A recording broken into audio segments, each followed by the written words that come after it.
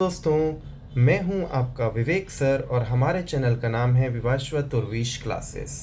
आज हम आपके लिए लेकर आए हैं नीट के PYQ जो कि हैं क्लास 12th के chapter number 2 electric potential and capacitance से रिलेटेड। ठीक है, और इसमें हम टॉपिक कवर करेंगे equipotential surfaces and E is equal to -dV/dr, मतलब पोटेंशियल और फील्ड में रिलेशन से रिलेटेड। ठीक है, चलिए क्वेश्चन स्टार्ट करते हैं। हमारा जो फर्स्ट क्वेश्चन है वो आया हुआ है नीट 2015 में। क्वेश्चन क्या बोल रहा देखते हैं।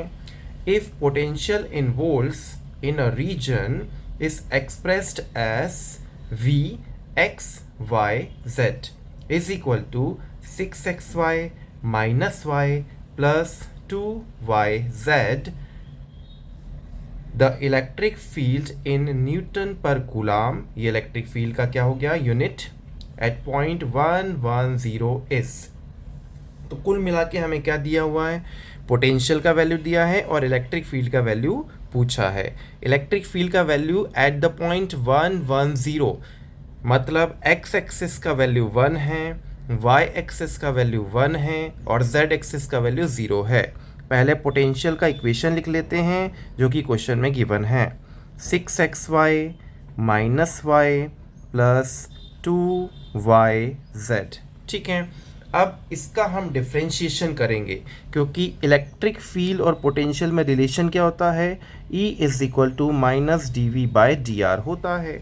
ठीक है, तो इस पूरी इक्वेशन का हम 3 बार डिफ्रेंशिएशन करेंगे बच्चों। पहला x एक्सिस के रिस्पेक्ट में, दूसरा y एक्सिस के रिस्पेक्ट में और तीसरा z एक्सिस के रिस्पेक्ट में। ठीक है, तो पहले x एक्सिस के रिस्पेक्ट में इस पूरी इक्वेशन का डिफ्रेंशिएशन करेंगे। तो जिस भी टर्म के साथ x लिखा हुआ है वो लिख लेते हैं 6xy, तो x का डिफ्रेंशिएशन होता है 1।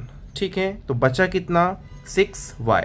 बाकी कहीं पर भी x नहीं दिख रहा, मतलब ये चीज़ यहीं कंप्लीट हो गई।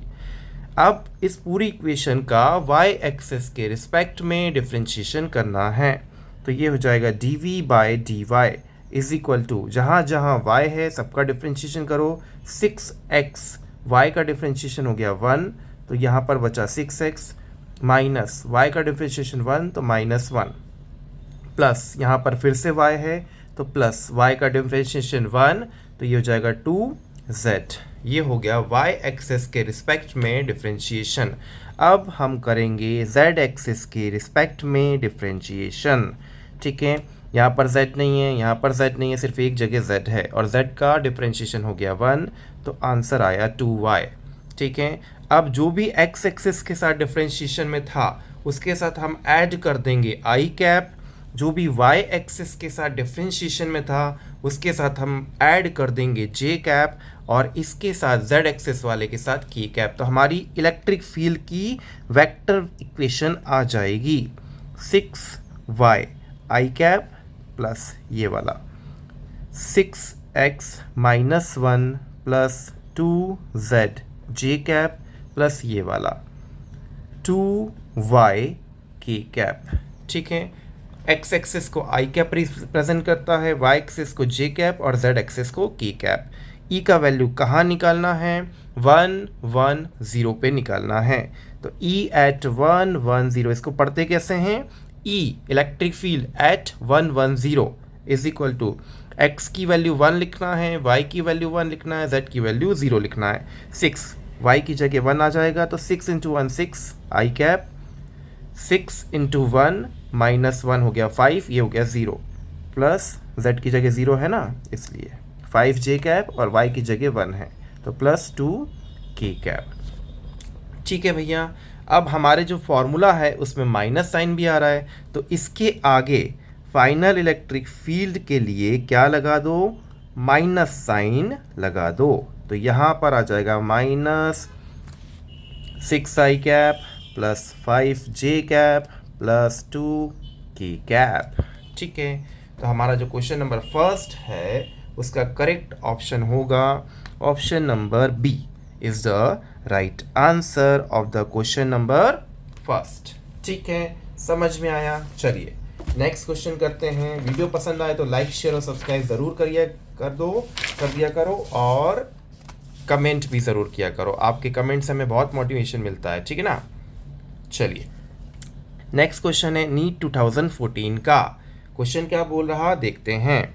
इन a region the potential is represented by V X Y Z, मतलब ये तीनों एक्सिस में इक्वेशन है 6x minus 8xy minus 8y plus 6yz, where v is in volt और and x, y, z are in meters. The electric force experienced by a charge of 2 coulomb situated at points 1, 1, 1. भैया force का value पूछ रहा है। Force का formula था F is equal to Q into E. तो क्या करना है, सबसे पहले E फाइंड करना है, उसका मैग्नीट्यूड निकालना है और फिर इस इक्वेशन में वैल्यू पुट कर देना है। तो देखो पहले v का वैल्यू दिया हुआ है तो लिख लेते हैं v इज इक्वल टू ये जो इक्वेशन दी है 6x minus 8xy minus 8y plus 6yz। फिर से इस इक्वेशन का x एक्सिस के रिस्पेक्ट में, y एक्सिस के रिस्पेक्ट में और z एक्सिस के रिस्पेक्ट में क्या करना है, डिफरेंशिएशन करना है। x एक्सिस वाले के साथ क्या लिखेंगे i कैप, y एक्सिस वाले के साथ क्या लिखेंगे j कैप और z एक्सिस वाले के साथ क्या लिखेंगे k कैप। 6 x का हो गया 1 माइनस 8 x का हो गया 1 y एज इट इज, यहाँ तो x है नहीं, यहाँ पर भी x है नहीं, ठीक है। एक डिफरेंशिएशन हुआ x एक्सिस के रिस्पेक्ट में, दूसरा डिफरेंशिएशन y एक्सिस के रिस्पेक्ट में, ये तो है नहीं y, यहाँ पर है तो माइनस 8x y का डिफरेंशिएशन 1 माइनस 8 y का डिफरेंशिएशन 1 प्लस 6z y का डिफरेंशिएशन 1, ये हो गया y एक्सिस के रिस्पेक्ट में। और z के रिस्पेक्ट में डिफरेंशिएशन, z देखो कहाँ पर आ रहा है, यहाँ पर नहीं है, यहाँ पर नहीं, यहाँ पर नहीं, यहाँ पर है 6y, z का डिफरेंशिएशन 1। तो फाइनल इलेक्ट्रिक फील्ड बच्चा हमारे पास आ जाएगी 6 माइनस 8y, आई कैप कर दो क्योंकि x एक्सिस के रिस्पेक्ट में है, plus minus 8x minus 8 plus 6z, इसके साथ j कैप लगा दो क्योंकि y एक्सिस के रिस्पेक्ट में था, प्लस 6y, इसके साथ k कैप लगा दो क्योंकि z एक्सिस के रिस्पेक्ट में था, ठीक है। अब इलेक्ट्रिक फील्ड के पॉइंट्स क्वेश्चन में दे के रखे हैं। क्या पॉइंट दिए हैं 1 1 1, तो x की जगह 1 पुट करो, y की जगह 1 पुट करो, z की जगह 1 पुट करो, तो ये हो जाएगा देखो ज़रा 6 माइनस 8 y की जगह 1 पुट कर दिया, प्लस माइनस 8 x की जगह 1 पुट कर दिया, माइनस 8 प्लस 6 z की जगह भी 1 पुट कर दिया, प्लस 6 की कैप y की जगह 1 पुट कर दिया। तो e का वैल्यू कितना आ गया भैया 1 1 1 करके 6 माइनस 8 ये हो गया minus 2i cap, minus 8 minus 8 minus 16, ठीक है, और प्लस 6 हो गया माइनस 10 j कैप और प्लस 6 की कैप। ये वेक्टर फॉर्म है, हमें इसका स्केलर फॉर्म चाहिए तो हम इसका मैग्नीट्यूड निकाल लेंगे। मैग्नीट्यूड में होता है a square plus b square plus c square under root में। a की जगह है माइनस 2 का स्क्वायर, b की जगह है माइनस 10 का स्क्वायर और c की जगह है 6 का स्क्वायर। ज़रा सॉल्व तो करो इसे, ये हो जाएगा 2 का स्क्वायर 4, 10 का स्क्वायर 100, 6 का स्क्वायर 36। ज़रा ऐड करो कितना हो गया, अंडर रूट में आ गया बच्चा 140। अंडर रूट में 140 का एलसीएम ले लो ज़रा, कितना आएगा 2 इंटू 2 इंटू 5 इंटू 7, ठीक है। 2 ही बाहर निकल सकता है, 2 को बाहर निकाल के बाकी सबको अंदर कर दो। तो E का वैल्यू कितना आया 2√35। हमें क्या निकालना था, हमें फोर्स निकालना है। तो फोर्स चार्ज का वैल्यू कितना है 2 और इलेक्ट्रिक फील्ड का वैल्यू कितना आया 2√35। कुल मिला के आंसर कितना हुआ, ये हुआ भैया 4√35। समझ में आया? तो क्वेश्चन नंबर सेकंड जो है उसका करेक्ट ऑप्शन होगा option number D is the right answer of the question number second. ठीक है भैया, समझ में आया? कोई भी डाउट हो कमेंट बॉक्स में कमेंट कर दिया करो। ठीक है, हम उसका जल्दी से जल्दी सॉल्यूशन देने की कोशिश करेंगे। नेक्स्ट क्वेश्चन देखिए। नेक्स्ट क्वेश्चन जो है वो आया हुआ है नीट 2009 में। क्वेश्चन क्या बोल रहा देखते हैं। The electric potential at a point x Y z is given by v is equal to minus x square y minus x z cube plus 4। यहाँ पर 4 एक कांस्टेंट वैल्यू है, तो x एक्सेस के रिस्पेक्ट में डिफरेंशिएशन करो या y access के रिस्पेक्ट में डिफरेंशिएशन करो या फिर z एक्सेस के रिस्पेक्ट में डिफरेंशिएशन करो, 4 का वैल्यू 0 ही होगा। द इलेक्ट्रिक फील्ड निकालना है। ठीक है, चलो डिफरेंशिएशन करते हैं। v का वैल्यू निकालने पहले v is equal to question में दिया है minus x square y minus x z cube plus 4।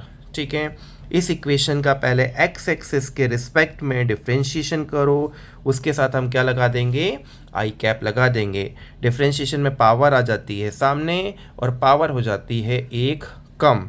ठीक है, तो पावर कितनी है 2, 2 आ गई सामने और 2 माइनस 1 पावर एक कम हो गई मतलब 1 बची। ठीक है भैया, और x का डिफरेंशिएशन तो 1 होता है। ये हो गया x एक्सिस का डिफरेंशिएशन। y एक्सिस के रिस्पेक्ट में करो dv बाय dy। इस इक्वेशन में y है ये रही। ठीक है, तो y का वैल्यू हो गया 1, बाकी कहीं पर y नहीं है। तीसरा dv बाय dz, जहाँ जहाँ z है वहाँ वहाँ डिफरेंशिएशन करो। डिफरेंशिएशन में पावर आ जाती है सामने, पावर आ जाती है एक कम। z की पावर है 3, 3 आ जाएगी सामने, 3 हो जाएगी एक कम। 3 माइनस 1 कितना हो गया, 2 हो गया। ठीक है, इसको थोड़ा सा और अच्छे से लिख लेते हैं, तो माइनस 3x जेड स्क्वायर आ गया। अब क्या करना है, x एक्सेस के साथ आई कैप, y एक्सेस के साथ j कैप, z एक्सेस के साथ k कैप। तो E का वेक्टर फॉर्म बन गया बच्चा minus 2xy minus Z cube. ठीक है, I cap minus x square J cap minus 3x Z square K cap. ठीक है, एक और चीज़ हम यहाँ पर यूज़ करेंगे जो कि है E is equal to minus d v by d r. तो एक माइनस साइन ऑलरेडी आता है और एक माइनस साइन इसको सॉल्व करने पर देखो जरा सभी जगह माइनस है, तो माइनस इंटू माइनस क्या हो गया, प्लस हो गया। सब जगह से माइनस कॉमन निकाल लो और ये माइनस का मल्टीप्लाई कर दो, तो माइनस इंटू माइनस हो गया प्लस। तो 2xy प्लस जेड क्यूब, ठीक है, I cap plus X square J cap plus 3x Z square K cap. समझ में आया? तो इस क्वेश्चन का जो है करेक्ट आंसर होगा option number A is the right answer of the question number 3। समझ में आया? क्वेश्चन नंबर 3 का जो करेक्ट आंसर होगा वो होगा ऑप्शन नंबर ए। ठीक है भैया, चलिए नेक्स्ट क्वेश्चन देखते हैं। नेक्स्ट क्वेश्चन आया हुआ है 2011 में। क्वेश्चन क्या बोल रहा देखते हैं। देखो, the electric potential V at any point x, y, z, x axis, y axis, z axis, all in meters in spaces is given by V for x square। इस इक्वेशन में ना तो x ना तो y है ना तो z, only x है। ठीक है, मतलब हमें y एक्सिस और z एक्सिस के रिस्पेक्ट में डिफरेंशिएशन नहीं करना पड़ेगा। The electric field eight point 102 in volt पर मीटर इस, तो पहले v इज इक्वल टू लिख लो, क्वेश्चन में कितना दिया है 4x स्क्वायर। सिर्फ एक एक्सिस के अलोंग इसका डिफरेंशिएशन करना है क्योंकि इसमें सिर्फ x दिया है। 4x स्क्वायर का डिफरेंशिएशन पावर आ जाती है सामने, पावर हो जाती एक कम, 2 माइनस 1 हो गया 1। थोड़ा सा और सॉल्व कर लो, 8x आ गया। ठीक है, E का फॉर्मूला होता है minus dv by d r. ठीक है, तो माइनस 8x, एक्स एक्सेस के रिस्पेक्ट में हम आई कैप का यूज़ करते हैं तो आई कैप लिख लिया। अब ई का वैल्यू जो है वो हमें कहाँ निकालना है, 102 पर निकालना है, 102 पर निकालेंगे तो ये हो जाएगा -8 इंटू 1 आई कैप, -8 आई कैप, एक्स एक्सिस में नेगेटिव डायरेक्शन में 8 आंसर आ रहा, 8 along negative x axis is the right answer. तो क्वेश्चन नंबर 4 का जो है करेक्ट आंसर होगा option number D is the right answer of the question number 4। ठीक है, समझ में आया। चलिए नेक्स्ट क्वेश्चन देखिए। नेक्स्ट क्वेश्चन जो है वो आया हुआ है नीट 2022 में। क्वेश्चन क्या बोल रहा देखते हैं। The angle between the electric line of force and equipotential surface. तो भैया इलेक्ट्रिक लाइन ऑफ फोर्सेस, जैसे कोई सर्कल है, सर्कुलर शेप है, तो इसका इक्विपोटेंशियल सरफेस का डायरेक्शन ये, इलेक्ट्रिक फील्ड का डायरेक्शन ये, इनके बीच का एंगल 90 डिग्री, ये आपको याद भी होना चाहिए। ठीक है, तो क्वेश्चन नंबर 5 का करेक्ट आंसर होगा option number C is the right answer of the question number 5। ठीक है, समझ में आया। चलिए, वीडियो अच्छा लगा हो तो लाइक शेयर और सब्सक्राइब ज़रूर करिए, कमेंट करते रहिए। आज के लिए इतना ही, मिलते हैं नेक्स्ट वीडियो में। Thank you.